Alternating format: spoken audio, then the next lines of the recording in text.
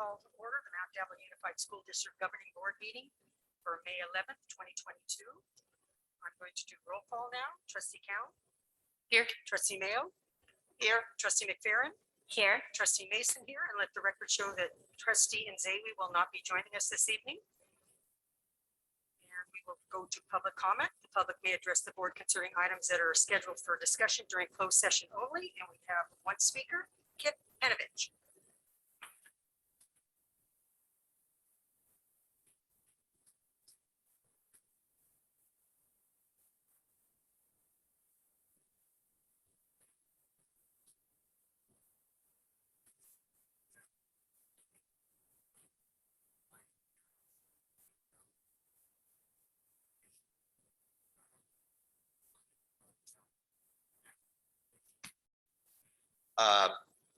When deliberating, negotiating, and communicating with the public. And with that accuracy, there are two levels of accuracy. One is, are the numbers correct? And are they, within reason? Second one is your math correct? And that's why I'm here today. If you look at this handout that I've given you on the front page that has the COLA versus step and column, this is a slide from a fiscal presentation that was given at a PAC meeting back in November.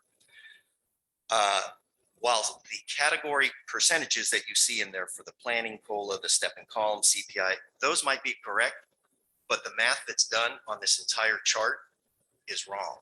And it makes this entire thing worthless and misleading. And so to be sure you understand this, on the backside, I've broken down why. And this was done during various stages of bargaining when people just didn't understand you can't just add percents by themselves. You have to take into account the fraction of the overall piece that percent applies to. So I have done that for you here on the back.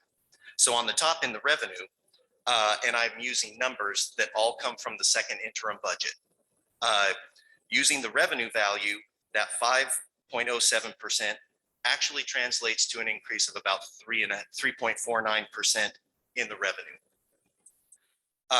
On the expenditure side, though, you can see how the portion that each category carries impacts how much overall effect there is on the expenditures.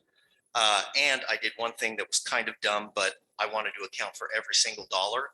Every single thing that was not in stepping column, STRS, PERS, and the unemployment, I put in CPI, which I think overblows whatever is in that CPI category, but I figured I wanted every dollar accounted for.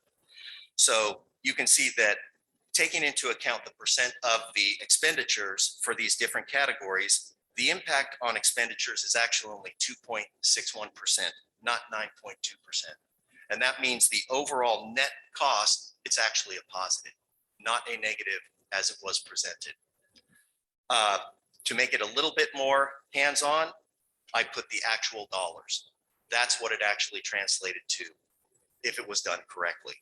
So I hope that people will keep an eye on the numbers, because I'll be mean. There are people who make 2 and 3 times what I make who are in charge of this. And it infuriates me to think that this math is done incorrectly, because this is 7th and 8th grade math. We need better than that. Thank you. Thank you.